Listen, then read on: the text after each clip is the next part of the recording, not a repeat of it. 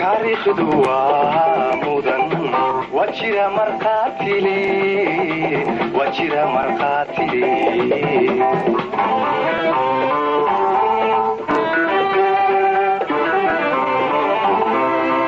تاريخ دوا مدن وجرى مرقاتلي وجرى مرقاتلي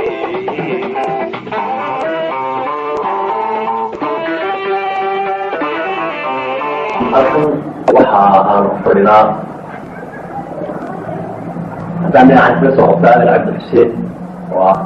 mas-uul ka tirsan golaha dhexe haweenka muuse biix caadi oo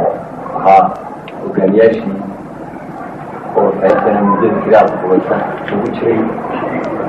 cali maxamed oo ah hogaamiyaashii isaguna kamid ah iyo cabdillaahi maxamed daahir iyo rag kale oo iyaguna halkan jooga marka waxaa jecla banaan waraysi la yeelamo aadan cabdi xuseen iyo muuse biixi cabdi cabdillaahi maxamed daahir iyo bal waraysiga la yeelan doono muuse iyo aadan laakiin xasan waxaa jirtaa waqtigan jamhuuriyadda somaliland oo mas-uuliyaddeeda ama ay xukunka gacanta ku hayaan ururka dhaqdhaqaaqa waddanka soomaaliyeed ee sana muddo 2 sannadood oo ku meel gaar ah in uu jiro khilaaf siyaasadeed oo weliba dhaliyey markan dambe ama xiliyadan dambe xaaladan oo nabadgeliyo iyadoo jamhuuriyaddu ku caanbaxday ama ammaan badan caalamka kaga mutaysatay 10 bilood oo hore oo nabadgelye ahaa xilligan waxaa jirta golaha dowladda ee jamhuuriyadda somaliland in ay jiraan rag waaweyn oo ka mid ahaa hogaamiyaashii ciidamada xoreynta ururka dhaqdhaqaaqa waddanka soomaaliyeed ee sanin ku canka ahaa siyaasiyiin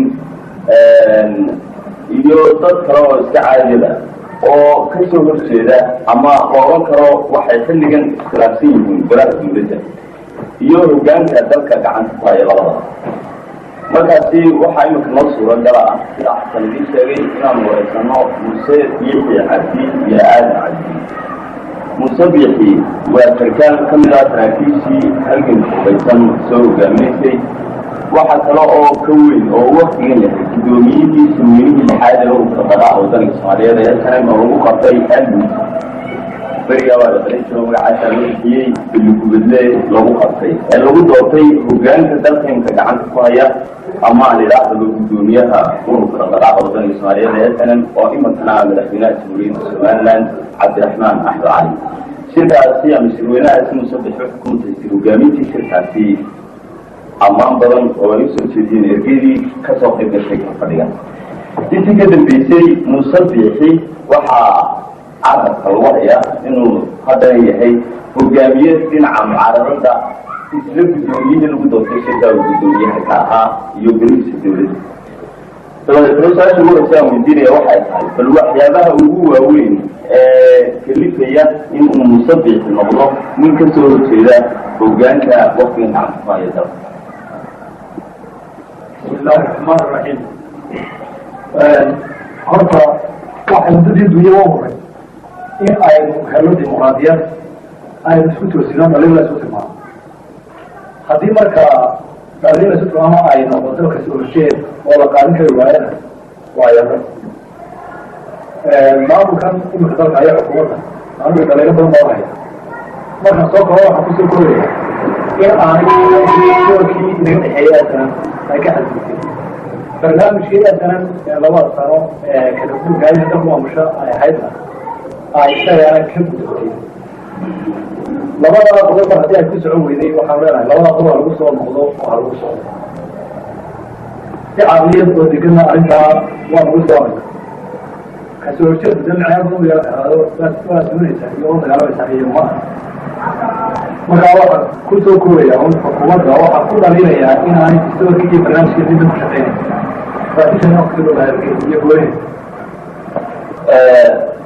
su-aasha labaad ee muuse aan weydiinayaa waxa ay tahay waqtigan dalku wuxuu ku sugan yahay xaalad aan qurux badnayn aan wanaagsanayn gaar ahaan bilaha u dambeeyey qaybo dalka ka mid ah ayaa xaaladda nabadgeliyo ay xun tahay وحوار عنين حالة المثلية كواب سراكيل وأدونا الجمود كل مركا idinkuna marar badan oo xaafada ku hadasheen jalaayadka iyo idaacadda waxaa carab ku bataan in ay tahay xukuumadda idinkuna ugu aaneen xaaladda darteed seed u aragtaa maxaa xal ah idinku dhinacinahay walaada koowaad anaa maxaan ugu aanenaya wax yar dadka uma haynin nin halkaas ka fadhiya xaafad ee loo saaraya hadday dadka ka xumaadeen wax ka xumaadeen mas-uuliyadda waxaa ninkii ka kaxeeyey haddaad leedahay dee urmaasate oo wax kalaa filowdana bacday oo sheeg gudub halkan geedka wada fadhiyaaye waxaan loo caansan jiro waa dugmada markaa usoo noqon dalka dhibaatooyin baa ka taagan dagaal sameeyaa ka taagan dagaalkaa waxaan anugu aaminsanahay inay xukuumaddu gaar ahaan madaxweynuhu inuu dagaalkaa berberay isagu bilaabay weliba qorno ku bilaabay uu reerkiisoo dagaal geliyey uu reerkaa tusay waa maragooda udaqanima haddii waa doonayno waxa weeye ka noqo berbera deegaanka ka ahaa looga tago sabigii tuday burada berbera joogay ciidamada Soomaali asana oo ka koobnaa guutada lixaad iyo b 15aad iyo guutada 11aad intii waa qosay sideedaad iyo afraad qosay sideedaad iyo labaad qosay oo ka doon gaasho saddexaad wax ka daba marka waa arkay la baadina soo haddii xadii loo ku taabo inta aad sabiido jannada daa loo celiyo inta ka hayshiyaaska taa qeyb ma faqaana jaayka kale على waxay tahay muddo 6 sanadood iyo dheeraad ah oo uu gudoomiye ka soo ahaa Ahmed Maxamed Xanuud Siraayi waxa ahaydeen ragii ku kacsanaa markii dambena ku guuleystay inuu kursiga ka digo Siraayi waxa ku dhaliili jirtay waxyaabo badan oo aan qofka muwaadinka jeclaysan karin ilaa xadad waxa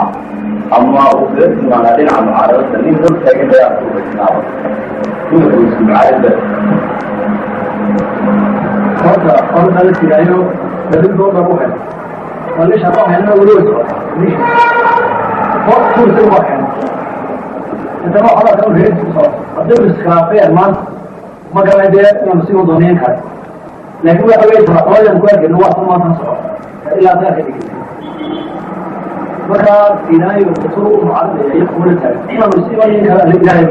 xoolaha kama qara xadmalaysaa iyagoo arrintii kaga soo jeeda ama waxaa caaladu dumay kadaa لا حوار قوي يعني لا يتحضر ما كان غير سوريا فجأة كان هذه برضه ما لغة إيه قالوا إيه أنت عدلاء كفار ما تحضر حلال حتى وقت مريا أد هني سواء دي أنا أو أنا شغل بشيء يقول لا إلا رجع شيء ثاني حل كذا لا مفهوم بس هو طب أبيه هذا يعودها ما عارفها أما إن أنا بعد كسر كذا ما ليه ما يتعود حد حم وارث قد أقطع معك هذا ما شخصيا ما شاء الله وأنا ده واحد صوت شكل شكل ما الله شخصيا صورة حاجة ده كمان أنت إيه يا أبي لا تسمع لك سؤال عندي سؤال بشهادة الإسلام حقوق زي كده يا نلعب أو كل شيء بسبب الدين دين يقول لك شغل وين هو ما هو عاد عيسى هذا كمان ده شيء اسمه أما كوكا الأرض أما كوكا الأرض أما كوكا أول إسلام ما هو حديث الرسول أقول لكم أقول لك قاعد على سنة ما كان أقول لك ده مش كلام ده روش رأوا